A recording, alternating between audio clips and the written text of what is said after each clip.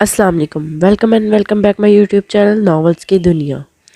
नए आने वाले व्यूवर से गुजारिश है हमारे चैनल को सब्सक्राइब करें, लाइक करें एंड बेल आइकन को प्रेस करें ताकि हमारी नई आने वाली हर वीडियो की अपडेट आपको मिलती रहे। आइए चलते हैं अपने नावल की तरफ। नावल है रगे जान से आगे। Here we go.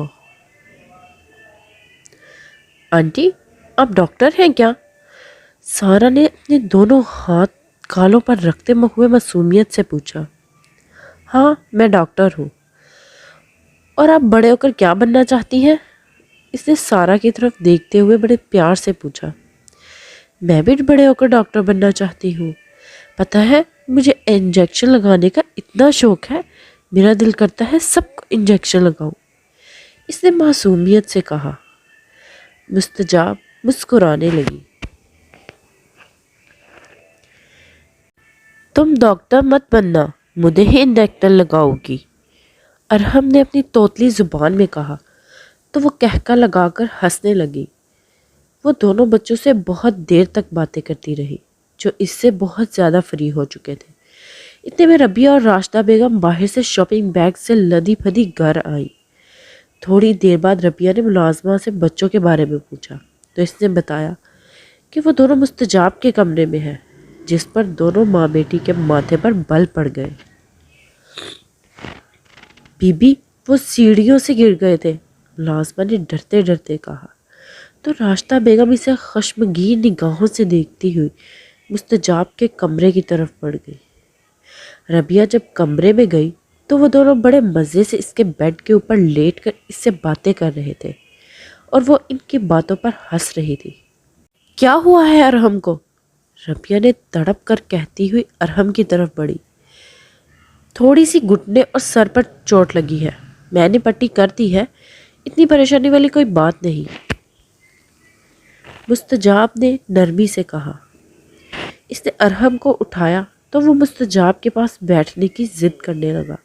तो वो हैरत से अपने दोनों बच्चों को देखने लगी, जो थोड़ी ही देर में इससे बहुत अटैच हो चुके थे। रबिया के दिल में एकदम से मुस्तजाब के लिए तशक्कुर के जज्बात उभरे। आपने मेरे बेटे का ध्यान रखा, शुक्रिया। इसने दिल से इसका शुक्रिया अदा किया तो वह नरमी से मुस्कुरा दी। इसमें शुक्रिया अदा करने वाली कौन सी बात है? मैं एक डॉक्टर हूँ और मेरा ये फ़र्ज़ था, मुस्तजाब ने अरहम के गालों पर प्यार से छूते हुए कहा। तो रबिया दिल ही दिल में अपने साबका रवैयों पर शर्मिंदा हुई। राशिदा बेगम ने आगे बढ़कर अरहम को उठाया और कमरे से बाहर निकल गई और रबिया अपनी माँ के रवैये पर शर्मिंदा होती हुई कमरे से बाहर निकल आई। दूसरे दिन अदन घर लौटा तो सबसे पहले दादा को देखने गया। वो सो रहे थे, इसलिए फ्रेश होने कमरे में चला गया।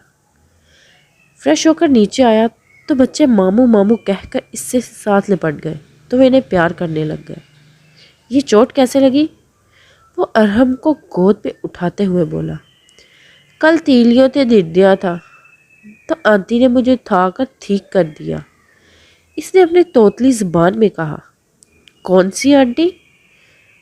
आपको ठीक कर दिया? अदन ने दिलचस्पी से इसे प्यार करते हुए पूछा। वो जो इतनी प्यारी डॉक्टर आंटी है, सारा ने आगे बढ़कर कहा। इसकी नज़रों में मुस्तजाब का चेहरा घूमा। कैसा है मेरा भाई? रबिया ने ये कहते हुए एकदम से इससे लिपट गई। अभी आप आज आई हैं? इसने मुस्कुराते हुए सवाल किया। अंदर आती रुशना इस वजाहत के पैकर को देखकर अंदर ही अंदर इसकी नज़र उतार रही थी। मैं तो कल की आई हुई हूँ, तुम्हें तो अपने बिजनेस से ही फुर्सत नहीं, रबिया ने गिला किया तो वो मुस्कुराने लगा। अस्सलाम वालेकुम, कैसे हैं आप? रुशना ने इसे नज़र भर कर देखते हुए सवाल किया। ठीक हूँ, आप सुनाओ, आप कैसी हो? अदन ने सर को हिलाते हुए पूछा। मैं भी ठीक हूँ, आप बड़े बिजी रहते हैं। रुशना के सवाल में हल्का सा गीला था, जिसको इसने नज़रअंदाज कर दिया। आप मुझसे बात करें, इनसे क्यों कर रहे हैं? अरहम ने कहा तो सबकी इस बात पर हंसी निकल गई। اس کو کیا ہوا ہے؟ ادہن نے ارحم کی طرف اشارہ کرتے ہوئے پوچھا۔ کل سیڑھیوں سے گر گیا تھا، بھلا ہو مستجاب کا جو گھر پر ہی تھی، اسی وقت اس کا زخم دیکھ لیا۔ ادہن نے مستجاب کے ذکر کو بڑی حیرانی سے اپنی آپی کے بدلتے جذبات محسوس کیے۔ تھوڑی دیر بعد وہ اپنے دادا کے کمرے میں آیا تو وہ نماز پڑھ رہے تھے۔ کیسا ہے میرا بچہ؟ دادا نماز پڑھ کر اس کے پاس ہی بیٹھ گئے۔ ٹھیک ہوں، اور آپ بہت کمزور لگ رہے ہیں، بالکل اپنا خیال نہیں رکھتے۔ اس نے پیار سے دادا کے لاغر وجود کو دیکھ کر کہا۔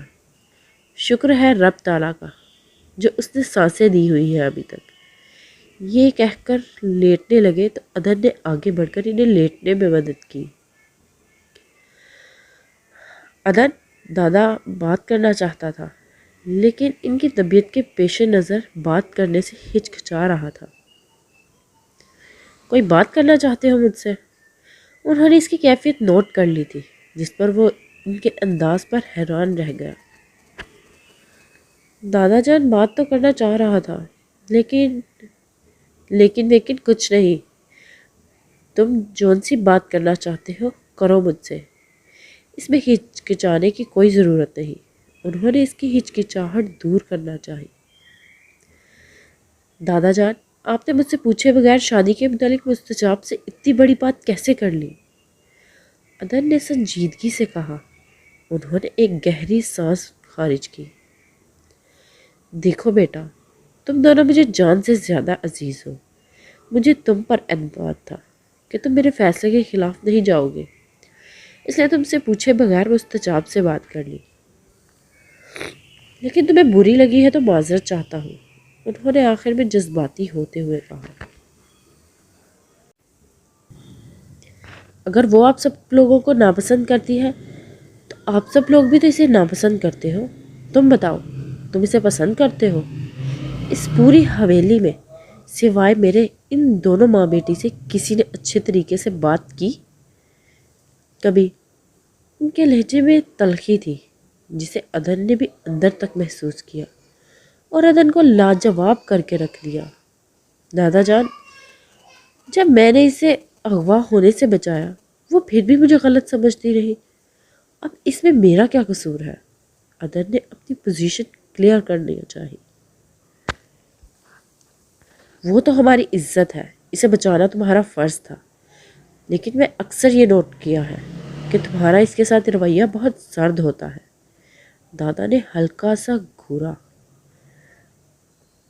تو اس کے دل میں مستجاب کے لیے نفرت کے جذبے سر بھرانے لگے۔ دادا جان، یہ جو آپ کی لاڈلی پوتی ہے نا، ہر وقت مجھ پہ طنز کے نشتر چلاتی رہتی ہے، تو بدلے میں کیا میں اسے پھولوں کے ہار پہنا ہوں؟ یہ بات کرتے ہوئے اس کا حلق تک کڑوا ہو گیا تھا جس کو ملک اللہ داد نے بڑی گہرائی سے محسوس کیا۔ تم اس کے ساتھ اپنا رویہ بدلو، اتنی پیاری لڑکی تمہیں کبھی بھی نہیں مل سکتی۔ وہ بس ضد تھے۔ مجھے آپ کی پیاری سے کوئی لینا دینا نہیں۔ اب کی آواز میں غصہ تھا جس پر ملک اللہ داد بچوں کی طرح منہ پھلا لیا۔ میرے پیارے دادا جان، اب کیوں ہم دونوں کو اندیکھی آگ میں جلانا چاہتے ہیں؟ اب کے آواز میں گڑگڑاہٹ تھی۔ ٹھیک ہے، جیسے تم لوگوں کی مرضی۔ تم دونوں ہی ایسا چاہتے ہو تو میں کیا کر سکتا ہوں؟ اب تو خدا سے دعا ہے کہ وہ تم دونوں کو ملانے کا کوئی سبب پیدا کرے، انہوں نے بے چارگی سے کہا تو اپنے دادا کے منطق پر سر ہلا کر رہ گیا۔ اچھا دادا جان، دعا کرے کل مجھے best businessman of the city کا ایوارڈ مل جائے۔ اس نے بات کو بدلنے کی کوشش کی۔ ارے بیٹا، میں تو best businessman of the world کے لیے دعا گو ہوں۔ بس ساتھ یہ خدا سے دعا ہے کہ تم اللہ کی نظر میں ایک بیسٹ انسان بھی بنو۔ دنیاوی کامیابی تو ایک وقتی چیز ہوتی ہے، اصل کامیابی تو یہ ہے کہ تم ایک اچھے انسان بنو، انہوں نے اپنے پوتے کو پیار سے دیکھتے ہوئے کہا۔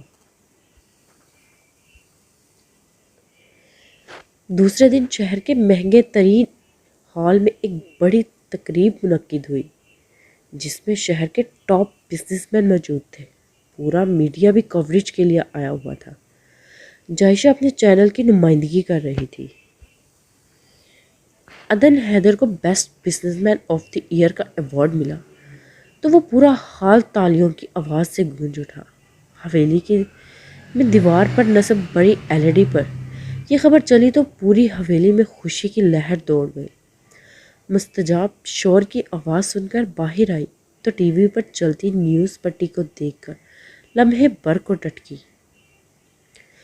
تقریب میں صحافیوں کے سوالات کا سلسلہ شروع ہوا۔ عدن حیدر بڑے پر اعتماد طریقے سے سب صحافیوں کے سوالوں کا جواب دے رہا تھا۔ سر، ٹرو ون روشن پاکستان والوں کی طرف سے جائشہ علی، پہلے تو آپ کی کامیابی پر آپ کو مبارکباد دیتی ہوں۔ دوسرا، میں آپ سے سوال کرنا چاہوں گی کہ آپ کے بابا ملک کے نامور سیاستدان ہیں اور اپنے حلقے سے زیادہ تر وہی کامیاب ہوتے ہیں۔ کیا وجہ ہے کہ وہ آج تک وہاں پر کوئی بڑا ترقیاتی منصوبہ شروع نہیں کر سکے، جبکہ آپ ان کی اولاد ہونے کے ناطے ترقی کر رہے ہیں؟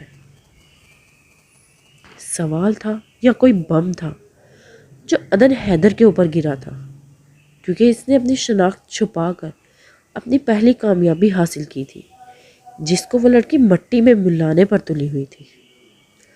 عدن حیدر لمحے بھر کو پریشان ہوا، لیکن اس نے جلد ہی اپنی کیفیت پر قابو پا لیا۔ دیکھیں، میرے والد کے متعلق سوال پر میں بس اتنا ہی کہنا چاہوں گا کہ ایسے سوالات آپ میرے والد صاحب سے کریں۔ میرا سیاست سے کوئی لینا دینا نہیں، نہ مجھے سیاست میں دلچسپی ہے۔ اس نے پر اعتماد طریقے سے کہا کہ وہ جائشہ کو بہت غصہ آیا۔ لیکن سر، آپ لوگوں کے مسئلے حل کرنے کے لیے تو کوئی دلچسپی لے سکتے ہیں نا؟ اس دفعہ جائشہ لہجے میں تلخی تھی۔ عدن حیدر نے بہویں غصے سے تن گئی۔ اس کا دل کیا کہ ایک لمحے میں اس لڑکی کو یہاں سے دفع کر دے، جس نے اس کی پہلی کامیابی کو ناکام بنانے میں کوئی کسر نہیں چھوڑی تھی۔ انشاءاللہ جلد ہی ہم اپنے گاؤں میں ترقیاتی منصوبہ شروع کریں گے، اور یہ میں اپنے والد نہیں بلکہ اپنے بہاف پر کہہ رہا ہوں۔ یہ کہہ کر وہ پریس کانفرنس ختم کر کے اٹھ گیا کہ وہ لڑکی اسے اپنی ساری محنت پر پانی پھیرتی ہوئی نظر آ رہی تھی۔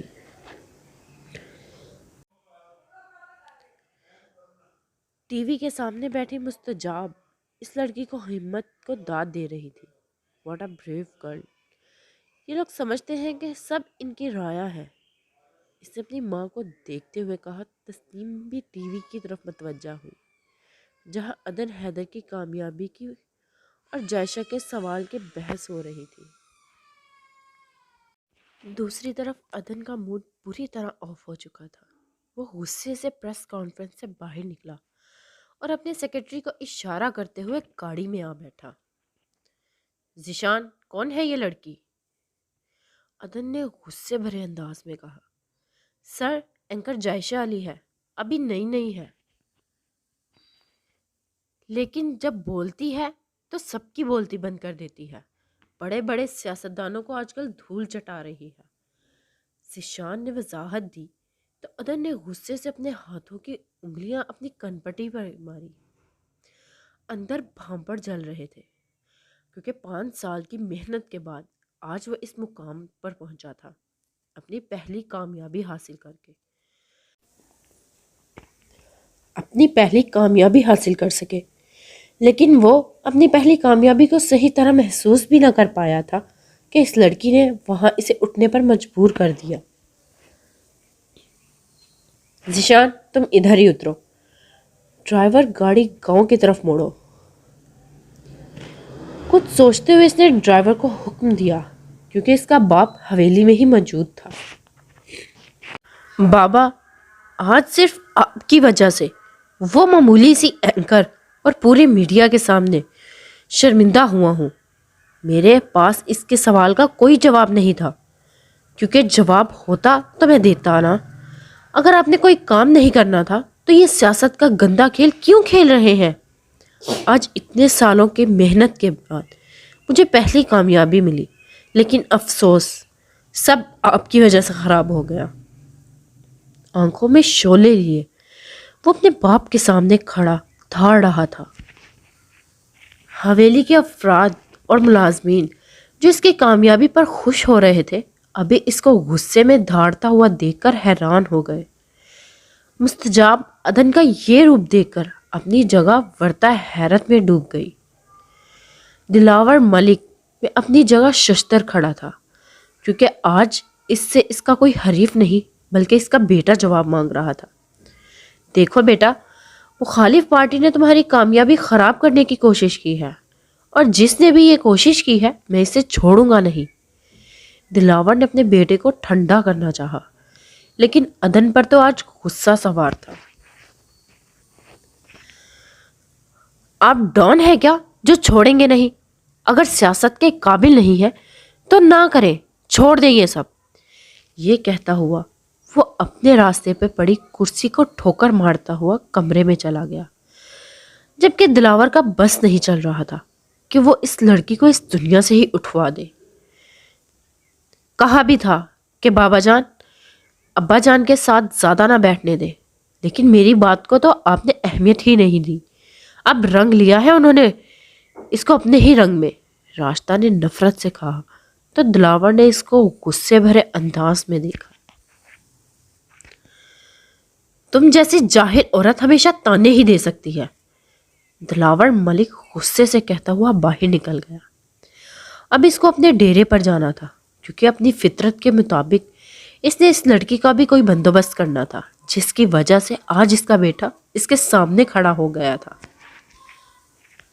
جائشہ، بڑی ہمت ہے تمہاری، تمہیں نہیں پتا یہ دلاور ملک کتنا خطرناک آدمی ہے جس کی تم نے آج شام ہی خراب کر دی ہے۔ ہمدانی اس کے آفس میں بیٹھا چائے اور بسکٹ کے ساتھ انصاف کر رہا تھا۔ سر، میں تو ہر روز ہی کسی نہ کسی کی شام خراب کرتی ہوں۔ جائشہ کے ہاتھ تیزی سے کچھ فائل پر لکھنے میں مصروف تھے۔ ویسے تمہیں پتا کیسے چلا کہ عدن حیدر دلاور ملک کا بیٹا ہے؟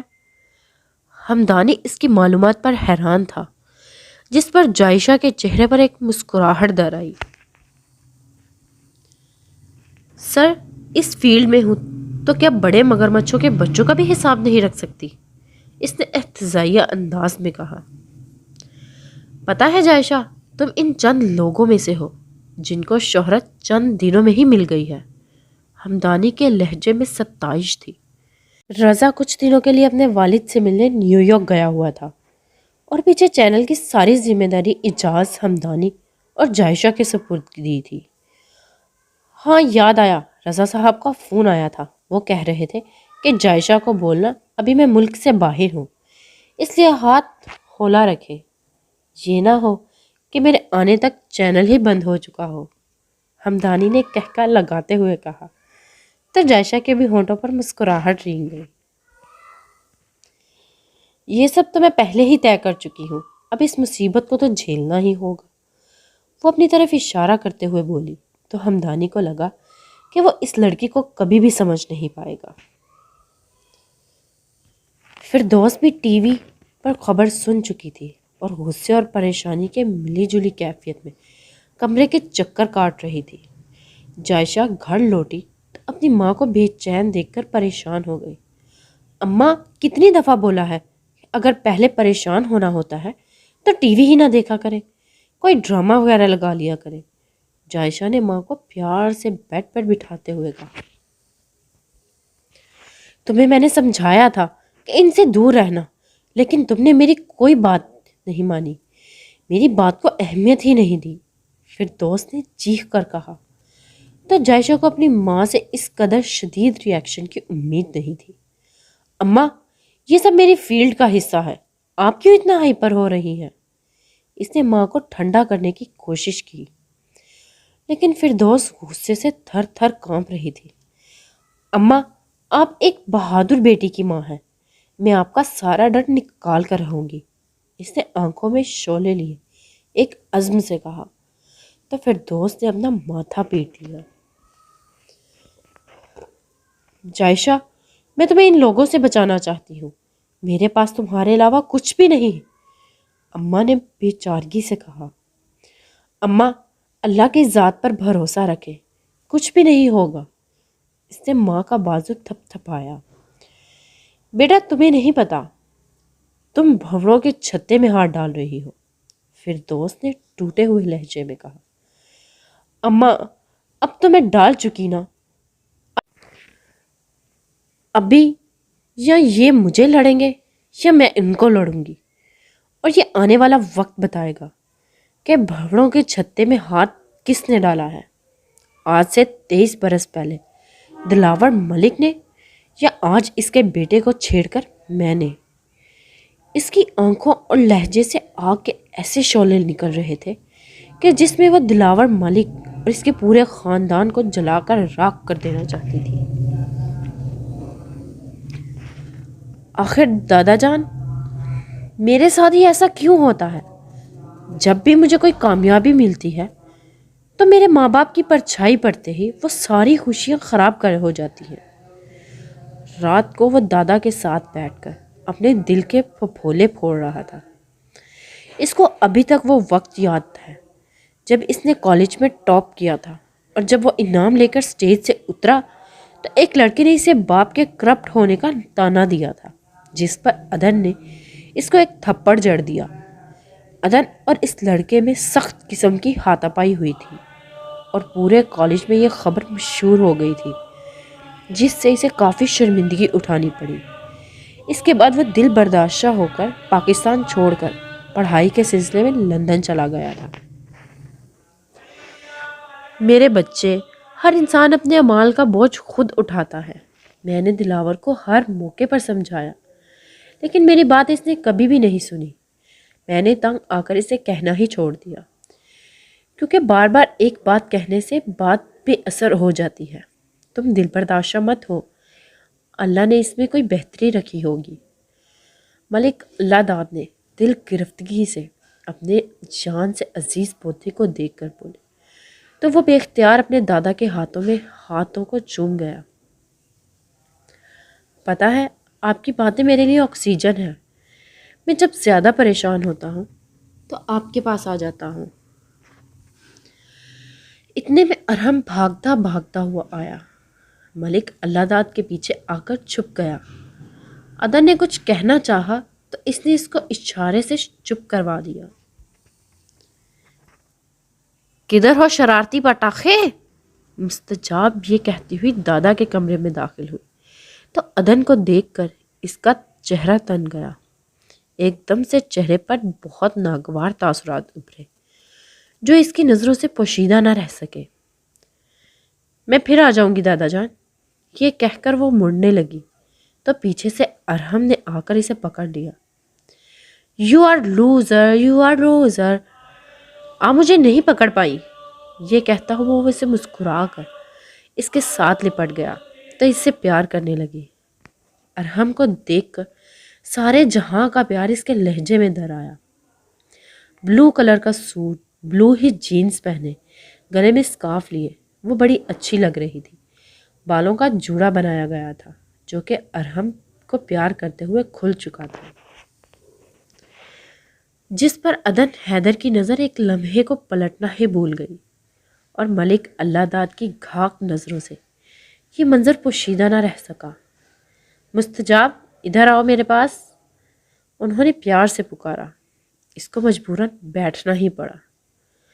کوئی ناراضگی چل رہی ہے تم دونوں کے درمیان؟ انہوں نے دونوں کو دیکھتے ہوئے پوچھا۔ دادا جان ہم راضی ہی کب تھے جو ناراض ہونے لگے؟ مستجاب نے تلخی سے کہا۔ تم دونوں آپس میں اچھے سے رہو، پتہ ہے تم دونوں میں میرا دل دھڑکتا ہے اور مجھے جان سے زیادہ عزیز ہو۔ تم اپنے دادا کو اگر خوش دیکھنا چاہتے ہو تو یہ کھینچا تانی بند کرو، میرا کسی اور پر زور نہیں چل سکتا، لیکن مجھے امید ہے تم دونوں میری بات مانو گے۔ ملک اللہ داد انہیں رشتے کی اندیکھی ڈور میں باندھنا چاہتے تھے جس پر وہ دونوں ہی تیار نہیں تھے، لیکن دادا کے لیے وہ ایک دوسرے کے ساتھ اچھے طریقے سے بات کر سکتے تھے۔ دادا جان کیوں نہیں؟ ادن حیدر آپ کے لیے تو کچھ بھی کر سکتا ہے۔ ادن کے لہجے میں اپنے دادا کے لیے سچا پیار بول رہا تھا۔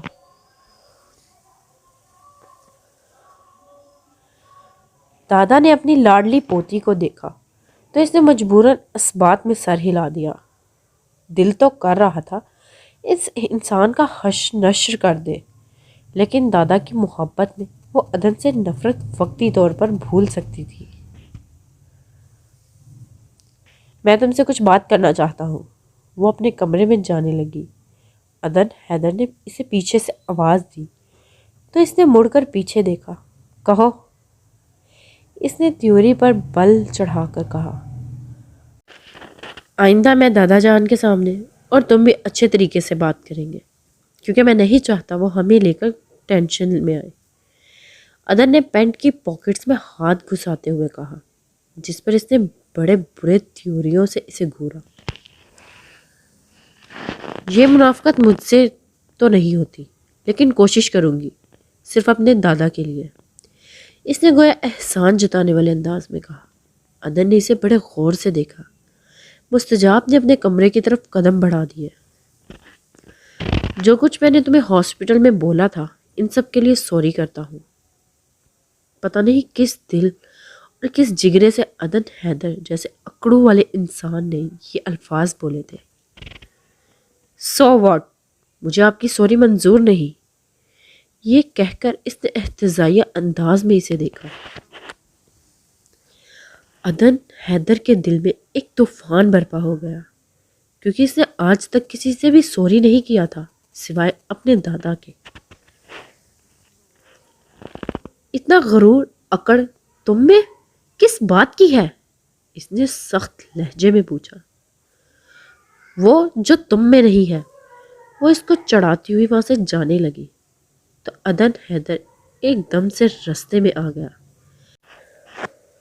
دل تو کر رہا ہے تمہارے ساتھ شادی کے لیے ہاں کر کے تمہاری ساری اکڑ نکال دوں، لیکن تمہاری اکڑ نکالتے نکالتے میں اپنی زندگی جہنم میں نہیں بنانا چاہتا۔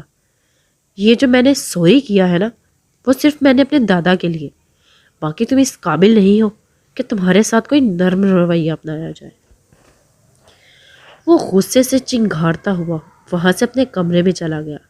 مستجاب اس جگہ کھڑی ہو کر اس کے الفاظ پر غور کرنے لگی۔ شادی کر کے میری اکڑ نکالو گے؟ شادی کرو تو صحیح، میں نے نہ تمہاری اکڑ نکال دی۔ میں کیا سوچ رہی ہوں؟ شادی کرتی ہے میری جوتی اس سے۔ وہ اپنی ملی جلی سوچتے ہوئے کچن میں کچھ کھانے کے لیے لینے گئی۔ وہاں ربیہ اپنے بیٹے کے لیے فیڈر بنا رہی تھی۔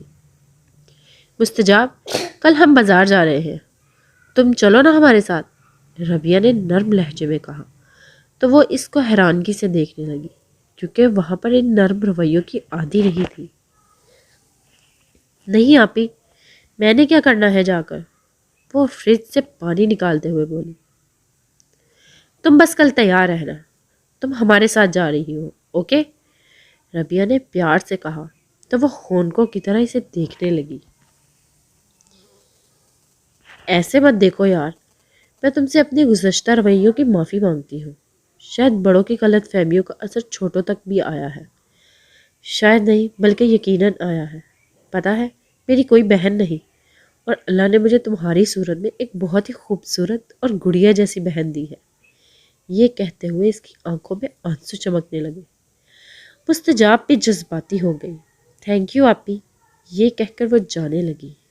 ربیہ نے اسے ایک دم سے پکڑ کر اپنے گلے سے لگا لیا اور اس کا سر چومنے لگی۔ دو آنکھیں تھیں جن کو یہ منظر بڑا ہی برا لگا۔ ربیہ ماں کی گھورتی ہوئی نظروں کو دیکھ رہی تھی۔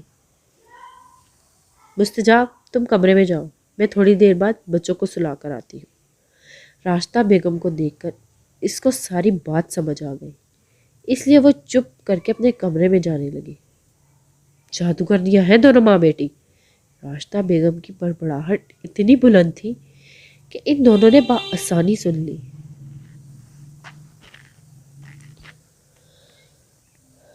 مستجاب کو غصہ تو بہت آیا، لیکن وہ ربیہ کی وجہ سے چپ کر کے وہاں سے چلی گئی۔ تمہیں بڑا پیار آ رہا ہے اپنے چاچا کی بیٹی پر، شرم نہیں آتی تمہیں؟ تمہاری ماں کو وہ دونوں اچھی نہیں سمجھتی اور تم ان کے ساتھ پیار بڑھا رہی ہو۔ راشدہ بیگم نے تیکھے چتونوں سے دیکھتے ہوئے کہا۔ امی پلیز بند کریں، یہ آپسی دشمنی کیا ملے گا آپ کو؟ ایسے دشمنی نبھا کر آئندہ آپ مستجاب سے اتنے برے طریقے سے بات نہیں کریں گی۔ ربیہ نے غصے سے کہا تو اماں کو تو گویا آگ ہی لگ گئی۔ اچھا، اب ماں بری ہو گئی اور وہ دونوں اچھی ہو گئی؟ راشدہ نے غصے سے کہا۔ امی، آپ کو سمجھانا فضول ہے، وہ یہ کہتی ہوئی کچن سے باہر نکل گئی۔ کانٹریکٹ کے مطابق جائشہ کا 1 مہینہ مکمل ہو چکا تھا اور وہ پرائم ٹائم میں پروگرام شروع کر چکی تھی۔ اس کی ریٹنگ بہت اچھی آ رہی تھی۔ رضا بھی امریکہ سے واپس آ چکا تھا۔ جائشہ کی تنخواہ میں بھی اضافہ ہو چکا تھا۔ وہ اب مزید محنت سے کام کر رہی تھی۔ اس کی گاڑی آفس سے نکلی، ایک گاڑی مسلسل اس کے انتظار میں تھی۔ جب ٹریفک کا رش کم ہوا تو اس گاڑی نے آ کر جائشہ کی گاڑی کا راستہ روک لیا۔ اس میں سے ایک آدمی باہر نکلا جس کے ہاتھ میں گن تھی۔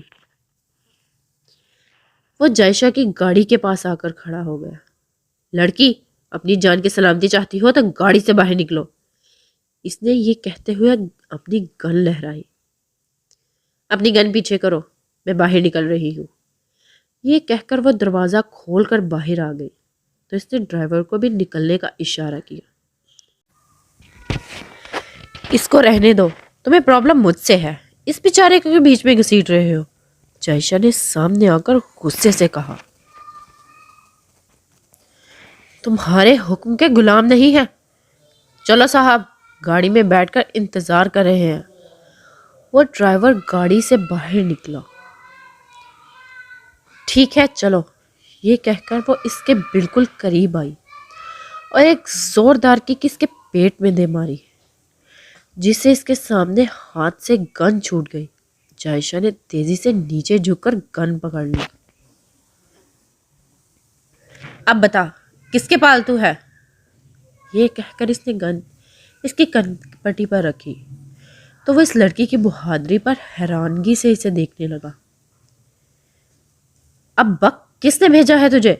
اس نے چیخ کر کہا تو دوسری طرف گاڑی کا دروازہ کھلا اور ایک سوٹ بوٹ نوجوان آنکھوں پر کالا چشمہ چڑھائے باہر نکلا۔ واو، امیزنگ! اس کو چھوڑ دو، یہ میرا پالتو تھا اور اب نہیں رہا، کیونکہ یہ آج ایک لڑکی سے پٹا ہے اور میر ارسلان کے پاس اب اس کے لیے کوئی جگہ نہیں۔ یہ کہہ کر اس نے ایک دھکے سے اپنے آدمی کو پیچھے گرا دیا۔ جائشہ نے اپنی گن کا رخ میر ارسلان کی طرف کر دیا۔ نا نا نا، میں ان کھلونوں سے کبھی نہیں ڈرتا، لہٰذا ان کو پیچھے کر لو، اس نے جائشہ کی طرف بڑھتے ہوئے کہا تو جائشہ نے گن کا رخ نیچے کر لیا۔ کیا چاہتے ہو اور میرا راستہ کیوں روکا تم نے؟ جائشہ نے غصے سے کہا تو مقابل نے بڑی دلچسپی سے کھڑے تیور والی لڑکی کو دیکھا۔ بولتی بھی اچھا ہو، بہادر ہو، نہ ڈر بھی ہو۔ آئی ایم امپریسڈ، میر ارسلان نے مسکراتے ہوئے کہا۔ اصل بات کی طرف آؤ مسٹر، کس نے بھیجا ہے تمہیں؟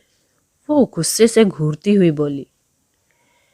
ایسے نہیں، کہیں بیٹھ کر بات کرتے ہیں، اس نے نرم لہجے میں کہا۔ آفر تو ایسے کر رہے ہو جیسے میری تم سے صدیوں پرانی دوستی ہے، اس نے ماتھے پر بل ڈال کر کہا۔ ہے نہیں، لیکن ہو سکتی ہے، اس کے لیے ایک جگہ بیٹھنا ضروری ہے، میر ارسلان نے اسے سر تا پاؤں گھورتے ہوئے کہا۔ اپنی بکواس بند کرو مسٹر، تم جیسے لوگوں کے ساتھ دوستی کرنا تو دور کی بات ہے، میں دیکھنا بھی گوارا نہ کروں۔ یہ کہہ کر وہ جانے لگی تو میر ارسلان نے ایک دم سے اس کے رستے میں کھڑا ہو گیا۔ میری بات سنے بغیر تم یہاں سے نہیں جا سکتی۔ جائشہ نے ادھر ادھر دیکھا تو کئی لوگ ان کی طرف متوجہ تھے۔ ٹھیک ہے، اپنی گاڑی کسی ریسٹورنٹ کے سامنے رکھو، میں بھی اپنی گاڑی میں تمہارے پیچھے آتی ہوں۔ وہ یہ کہہ کر مقابل کا جواب سنے بغیر اپنی گاڑی میں آ بیٹھی۔ کچھ سوچتا ہوا وہ اپنی گاڑی میں بیٹھ گیا۔ گاڑی ایک ریسٹورنٹ کے سامنے آ کر رکی تو جائشہ کی گاڑی بھی رک گئی۔ میر ارسلان کو اشارہ کرتا ہوا ریسٹورنٹ میں داخل ہوا تو تو اس کو بھی اس کی تقلید کرنی پڑی۔ کیا پیو گی، چائے یا کافی؟ میر ارسلان نے کرسی گھسیٹتے ہوئے کہا تو وہ حیرت سے اس انسان کو دیکھنے لگی۔ مسٹر، جو بات کرنی ہے کرو، مجھے گھر پہنچنا ہے۔ یہ کہتے ہوئے اس نے اپنی گھڑی دیکھی۔ چلو ٹو دی پوائنٹ بات کرتے ہیں، بتاؤ کتنے پیسے لوگی اپنی زبان بندی کے؟ اس نے اپنا سگریٹ سلگھاتے ہوئے کہا۔ بیہیو یور لینگویج، میری زبان کی تم قیمت لگا ہی نہیں سکتے، کیونکہ سچ کی کوئی قیمت نہیں ہوتی، یہ اپنی قیمت آپ ہی ہوتا ہے، جو تم جیسے ضمیر فروش کیا سمجھے؟ اس نے دھاڑتے ہوئے کہا تو مقابل کی آنکھوں میں بھی غصہ آ گیا۔ تم جیسی لڑکیوں کی پتہ ہے کیا پرابلم ہے؟ اس طرح کے لیکچر دے کر اپنی قیمت بڑھاتی ہیں۔ تمہیں ایسا کرنے کی کوئی ضرورت نہیں، میں تمہیں منہ مانگی قیمت دوں گا۔ اس نے بڑے آرام سے سگریٹ کا کش لگاتے ہوئے کہا۔ میں کب سے تمہاری بکواس برداشت کر رہی ہوں، میرے پاس اتنا فالتو ٹائم نہیں ہے۔ وہ یہ کہتے ہوئے اٹھ کھڑی ہوئی۔ تم اپنی جان خطرے میں ڈال رہی ہو۔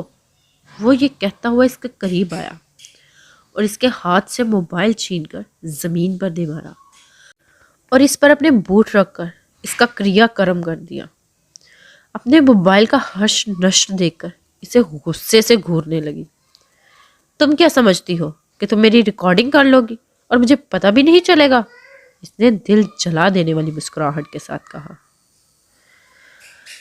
اپنے دلاور کو بتا دینا کہ میں اس کے گنڈوں سے ڈرنے والی نہیں ہوں، اگر مرد ہے تو سامنے آ کر مقابلہ کرے۔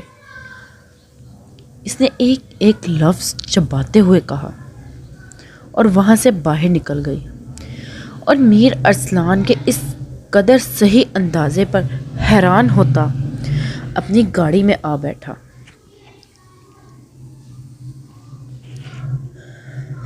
دادا جان، میں کل بخشو بابا کے ساتھ گاؤں کے چھوٹے سے ہسپتال کا وزٹ کر کے آئی ہوں، جہاں پر ڈاکٹر تو نہ ہونے کے برابر ہیں اور کچھ دوائیاں اور انجیکشن رکھے ہوئے ہیں، ان میں بھی کچھ ایکسپائر ہیں۔ دادا جان، میں یہ چاہتی ہوں کہ اس ہسپتال کی صفائی ستھرائی کروائی جائے اور بہت ساری دوائیاں لا کر رکھی جائیں، تاکہ گاؤں والوں کو جب ضرورت پڑے تو بوقت ضرورت وہ وہاں سے دوائیاں تو لے سکے نا۔ آپ تایا جان سے بات کریں، وہ یہ سب کر سکتے ہیں۔ مستجاب نے فکر مندی سے کہا تو وہ چپ کر گئے اور کچھ سوچنے لگے۔ دلاور کو کہتا ہوں، اگر اس نے بات نہ مانی تو ادھن سے بات کرتا ہوں، تم دوائیوں کی لسٹ تیار کرو۔ وہ اس کو دیکھتے ہوئے بولے تو وہ خوش ہو گئی تھی۔ آپ ابھی بات کریں، اس کی آواز میں بے صبرا پن تھا، جس پر دادا کے چہرے پر مسکراہٹ در آئی۔ ٹھیک ہے میری گڑیا، میں آج ہی بات کرتا ہوں۔ انہوں نے اسے تسلی دی۔ ملک اللہ داد نے جب دلاور سے بات کی تو ہتے سے ہی اکھڑ گیا۔ بابا جان، مجھے پتہ ہے یہ سب کرنے کو آپ کو کون کہہ رہی ہے، دلاور ملک نے بھڑک کر کہا۔ دلاور، نیکی کا کام ہے، آخر تم ایک اچھا کام کرنے میں اتنی پشوپیش کیوں کرتے ہو؟ اور یہ تمہاری ذمہ داری بھی ہے، کیونکہ الیکشن جیت کر تم یہاں سے منتخب ہوئے ہو۔ بابا جان، میں آپ کی پوتی کے حکم کا غلام نہیں ہوں، جب میرا دل کرے گا تب میں یہ سب کام کروا دوں گا۔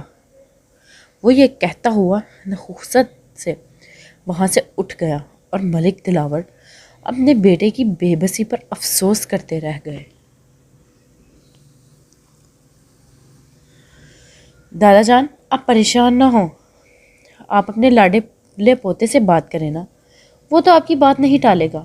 مستجاب، جو پلر کے پیچھے کھڑی ہو کر ملک دلاور کی گفتگو سن چکی تھی، دادا کو پریشان دیکھ کر کہا، ٹھیک ہے، میں کل ہی اس سے بات کرتا ہوں۔ وہ یہ کہہ کر اٹھنے لگے تو مستجاب نے اٹھنے میں انہیں مدد کی اور ان کو کمرے میں لے گئی۔ جب سے وہ گاؤں کے اس چھوٹے سے ہسپتال کا دورہ کر کے آئی تھی، وہ نہایت تکلیف میں تھی، کیونکہ وہاں پر ایکسپائر دوائیاں بھی پڑی تھیں جو گاؤں کے لوگ استعمال کر رہے تھے، جن کو وہ ضائع کرائی تھی، لیکن اب اس نے تہیا کر لیا تھا جب تک بڑا ہسپتال نہیں بن جاتا وہ اس چھوٹے سے ہسپتال کو ٹھیک کرے گی۔ اس سے صبر نہیں ہو رہا تھا، اس لیے وہ اٹھ کر عدن کے کمرے کی طرف چل پڑی اور کچھ سوچ کر دروازے پر نوک کیا۔ یس کی آواز پر وہ اندر آئی تو وہ ٹراؤزر اور بنیان پہن کر کسی سے فون پر بات کر رہا تھا۔ اس کو دیکھ کر لمحہ بھر کو ٹھٹکا، پھر فون بند کر کے اس کی طرف متوجہ ہوا۔ ایک لمحے کے لیے وہ اس کو دیکھ کر نروس ہو گئی تو عدن نے اپنی شرٹ جو پاس ہی تھی اٹھا کر پہن لی۔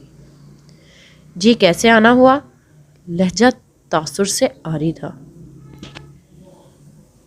وہ میں یہ بات کرنے آئی تھی کہ کل گاؤں کے ہسپتال کا، بلکہ ہاسپٹل کہنا تو اسے ایک مذاق ہوگا۔ بہرحال میں وہاں گئی تھی اور وہاں کی حالت دیکھ کر مجھے بڑا دکھ ہوا۔ وہ یہ کہہ کر ذرا سا رکی۔ تمہیں دکھ ہوا ہے تو میں کیا کروں؟ عدن نے کٹیلے پن سے کہا تو اس کو عدن پر بڑا افسوس ہوا۔ شاید یہ لوگ آپ کی ذمہ داری ہیں جن کو آپ لوگ پورا نہیں کر رہے۔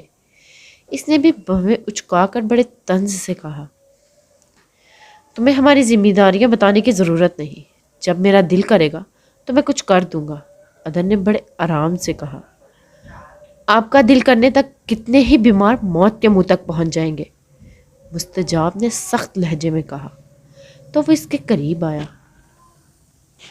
تم رات کے 12 بجے میرے کمرے میں مجھے میری ذمہ داریاں یاد دلانے آئی ہو؟ یہ پاکستان ہے میڈم، میڈم لندن نہیں، اب تم جا سکتی ہو، اس نے بڑے آرام سے مستجاب کو بہت کچھ باور کرواتے ہوئے کہا۔ بالکل اپنے بابا کی طرح ہو، بے حس، مستجاب نے غصے سے کہا۔ دفع ہو جاؤ یہاں سے اور آئندہ میرے کمرے میں قدم بھی نہ رکھنا۔ وہ غصے سے دھاڑا تو مستجاب کا دل کیا اس کا خوبصورت چہرہ بگاڑ دے۔ ایک دم سے اس کے چہرے پر ایک چمک ابھری۔ لگتا ہے آج اس لڑکی نے کافی عزت افزائی کر دی ہے، مستجاب نے بڑے آرام سے مقابل کو سیخ پا کیا جس میں وہ کامیاب بھی ہو گئی۔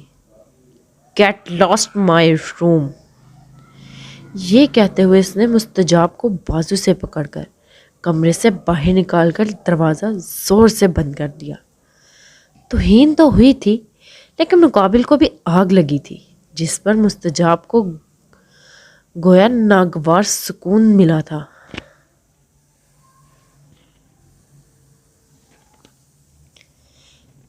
تم عدن کے کمرے میں کیوں گئی تھی؟ تسلیم جو اسے عدن کے کمرے سے نکلتے دیکھ چکی تھی اس کو غصے سے کہا۔ ماما میں اس سے ضروری بات کرنے گئی تھی لیکن وہ تو جلا بھنا بیٹھا تھا۔ اس کی نگاہوں کے سامنے عدن کا جھنجھلایا ہوا چہرہ گھوم گیا۔ پھر اس نے ماں کو سب بتا دیا۔ بیٹا آئندہ تم رات کو اس کے روم میں بالکل نہیں جاؤ گی، یہاں پر کہانیاں بننے میں دیر نہیں لگتی۔ تسلیم کے لہجے میں ہلکی سی ڈانٹ تھی جس پر اس نے اس بات میں سر ہلا دیا۔ جائشہ آفس میں بیٹھی کام کر رہی تھی جب ملازم اسے ایک خوبصورت پیکنگ میں کچھ دے کر گیا تو وہ حیران ہو کر الٹ پلٹ کر اسے دیکھنے لگی۔ پھر اس نے اس ڈبے کو کھولا تو اس میں لیٹسٹ ماڈل کا آئی فون برآمد ہوا۔ بیچ میں ایک چٹ تھی جس پر میر ارسلان کا نام لکھا ہوا تھا۔ وہ یہ سب پڑھ کر غصے سے اپنی مٹھیاں بھینچنے لگی۔ اس نے غصے سے موبائل کو کھینچ کر زمین پر دے مارا، پھر اس کو اٹھا کر پھر زمین پر مارا، یہاں تک کہ وہ کرچی کرچی ہو گیا۔ پھر اس نے اسے ڈبے میں ڈال کر اپنے ڈرائیور کے ہاتھ موبائل میر ارسلان کو واپس بھیج دیا۔ میر ارسلان اس وقت اپنے آفس میں موجود نہیں تھا۔ جب وہ واپس آیا تو ملازم نے اسے وہی ڈبہ پکڑایا تو جو اس نے جائشہ کو بھیجا تھا۔ وہ پہلے حیران ہوا، پھر اس کو کھولا۔ اپنے موبائل کا حشر نشر دیکھ کر ایک لمحے کو تو وہ گڑبڑا کر رہ گیا۔ اتنا غرور، اب مزہ آئے گا، وہ زیر لب کہتے ہوئے مسکرا دیا اور موبائل پر کوئی نمبر ملانے لگا۔ جی انکل کیسے ہیں ہم؟ پاپا تو نیکسٹ ویک آئیں گے، وہ اپنی تھوڑی پر ہاتھ پھیرتے ہوئے بولا۔ بیٹا جی آپ ابھی تک بچے ہو ان کاموں میں، پاپا کو آ لینے دو، وہی اگر اس مسئلے کو حل کریں گے، دوسری طرف سے کہا گیا تو میر ارسلان کی پیشانی شکنوں سے ابھر گئی۔ انکل، یہ معاملہ میں ہی دیکھوں گا، اب کسی سے کچھ بھی نہیں کہیں گے، یہاں تک کہ میرے ڈیڈ سے بھی نہیں۔ اب کی لہجہ سخت تھا، جیسے دوسری طرف کافی برا مانا گیا۔ ٹھیک ہے، میں کچھ دن انتظار کر لیتا ہوں، یہ کہہ کر دوسری طرف سے فون بند کر دیا گیا اور میر ارسلان نے ایک مکہ بنا کر ٹیبل پر دے مارا۔ بڑی ٹیڑھی کھیر ہے یہ لڑکی، مگر اس ٹیڑھی کھیر کو کھانے میں بھی مزہ آئے گا، یہ سوچتے ہوئے اس کی آنکھوں میں ناقابل فہم تاثرات تھے۔ مستجاب کی ربیہ کے ساتھ کافی بن گئی تھی۔ ربیہ مستجاب کو اپنے ساتھ زبردستی بازار لے گئی۔ مستجاب نے بھی شادی کے لیے شاپنگ کی، پیسے ربیہ نے دیے تھے، تو مستجاب نے اس کو یہ کہہ کر واپس کر دیے کہ اگر وہ پیسے دے گی تو وہ کپڑے ہی نہیں پہنے گی۔ ربیہ نے تو برا تو مانا، لیکن مستجاب نے اسے منا لیا۔ وہ شاپنگ کر کے گھر آئے تو راستہ بیگم مستجاب کو کینہ توڑ نظروں سے گھور رہی تھی۔ ربیہ اپنی ماں کی گھوریوں کو اگنور کرتی ہوئی اپنے کمرے میں چلی گئی۔ جب مستجاب اٹھ کر جانے لگی تو راشدہ بیگم نے اس کو روک لیا۔ تم دونوں ماں بیٹی کب جا رہی ہو واپس؟ راشدہ بیگم نے گھورتے ہوئے پوچھا۔ آپ کو مسئلہ کیا ہے؟ مستجاب نے بھی تیوری چڑھاتے ہوئے پوچھا۔ مسئلے کی کچھ لگتی، جب سے حویلی میں آئی ہیں آپ دونوں آئے دن کچھ نہ کچھ ہوتا ہی رہتا ہے۔ میری اپنی بیٹی مجھے غلط سمجھنے لگی ہے، ہم لوگوں کا سکون برباد کیا ہوا ہے، جاؤ یہاں سے تاکہ ہمیں بھی سکون آئے، راشدہ نے ناگواری سے کہا۔ آپ کی بیٹی تو آپ کی اپنی وجہ سے آپ کے خلاف ہوئی ہے، اور آپ مجھے یہاں سے جانے کے لیے کہنے والی ہوتی کون ہے؟ میرے باپ کا گھر ہے یہ، کون مجھے نکال سکتا ہے یہاں سے؟ اب تو میرا دل کر رہا ہے یہاں سے جاؤں ہی نہ، مستجاب نے بھی استضاحیہ انداز میں کہا تو راشدہ بیگم کو بڑی بے عزتی سی محسوس ہوئی۔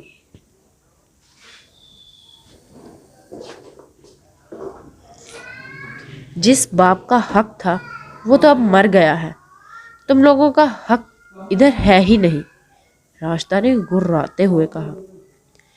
یہ تو آپ کو وقت بتائے گا کہ کس کا حق ہے اور کس کا نہیں، آپ لوگ ہمیشہ دوسروں کی چیزوں پر قبضہ کرنے والے لوگ ہیں، وہ برہمی سے کہتی ہوئے اپنے کمرے کی طرف بڑھ گئی کیونکہ راشدہ بیگم چیخنے لگ گئی تھی۔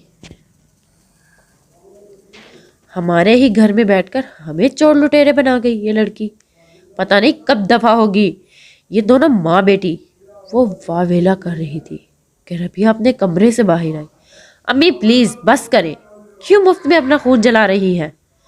اس نے اپنی ماں کو پیار سے سمجھانا چاہا۔ تم اس کے ساتھ محبت کی پینگیں بڑھا رہی ہو جو تمہاری ماں کی اتنی بے عزتی کر گئی ہے، کہتی ہے ہم چور لٹیرے ہیں، ہم دوسروں کا حق چھینتے ہیں، راشدہ بیگم اونچا اونچا بول رہی تھی۔ میں بات کروں گی مستجاب سے، آپ نے بھی کچھ کہا ہوگا جو اس نے ایسا بولا۔